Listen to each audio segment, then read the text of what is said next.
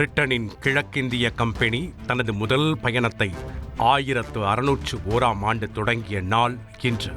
James Lancaster தலைமையில் red dragon என்ற கப்பல் மூலம் முதல் பயணத்தை தொடங்கி ஆசிய நாடுகளை அடிமைப்படுத்தி ஆட்சி செய்தனர்.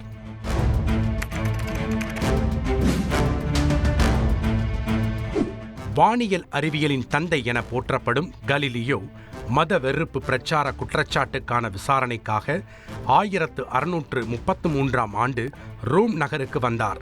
சூரியனை பூமி சுற்றி வருகிறது என்று கலீலியோ கூறியது மத வெறுப்பு பிரச்சாரம் என குற்றம் சாட்டப்பட்டது. இந்த விசாரணையின் முடிவில் கலீலியோவை வீட்டுச் சிறையில் அடைத்தனர்.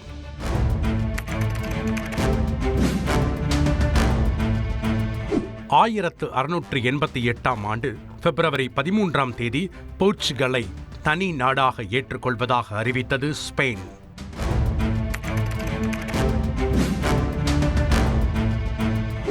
இங்கிலாந்தை இணைத்து ஆட்சி செய்வதாக 1989 இதே நாளில் மேரி அவரது கணவர் வில்லியம் அறிவித்தனர்.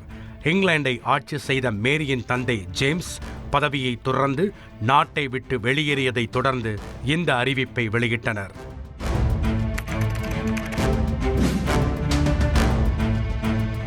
இந்தியாவின் நைட்டிங்கேல் கவிக்குயில் என்று புகழப்பட்ட சுதந்திர போராட்ட வீராங்கனை சரோஜினி நாயுடு பிறந்த தினம் இன்று. ஹைதராபாத்தில் பிறந்த சரோஜினி நாயுடு கவிஞர், எழுத்தாளர் என பன்முகங்களை கொண்டவர்.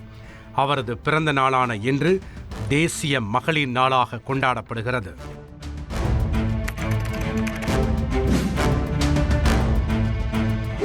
பிரிட்டிஷ் பர்மாவின் முன்னாள் பிரதமராக இருந்த ஆங் சான் 1915 இதே நாளில் பிறந்தார்.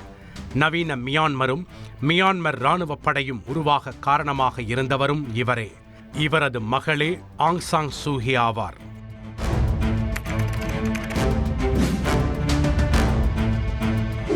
ஆயிரத்து 1931 இந்தியாவின் தலைநகராக நியூ டெல்லி அறிவிக்கப்பட்ட நாள் இன்று.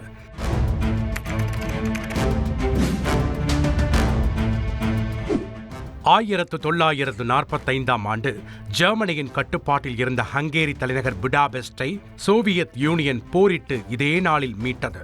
50 நாட்கள் நடைபெற்ற இந்த போரில் 59,000க்கும் மேற்பட்ட மக்கள் கொல்லப்பட்டனர்.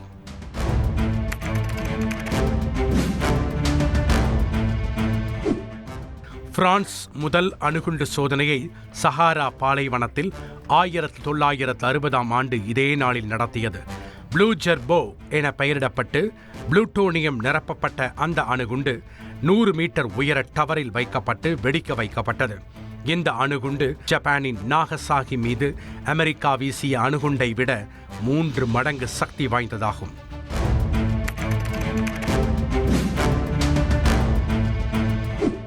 ஈராக்கின் பாக்தாத்தில் இருந்த அமெரியா குடியிருப்பு பகுதி மீது 1991 அமெரிக்க விமானப்படை குண்டு வீசி தாக்கியதில் 400க்கும் மேற்பட்டோர் கொல்லப்பட்டனர்.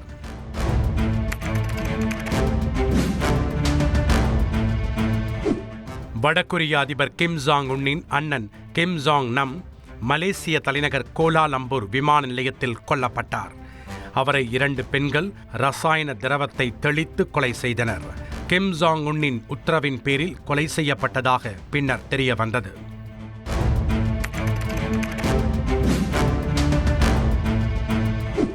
செவ்வாய் கிரகத்தில் ஆய்வு செய்த நாசாவின் ஆப்பர்ச்சுனிட்டி ரோவர் மிஷன் முடிவுற்றதாக அறிவிக்கப்பட்டது.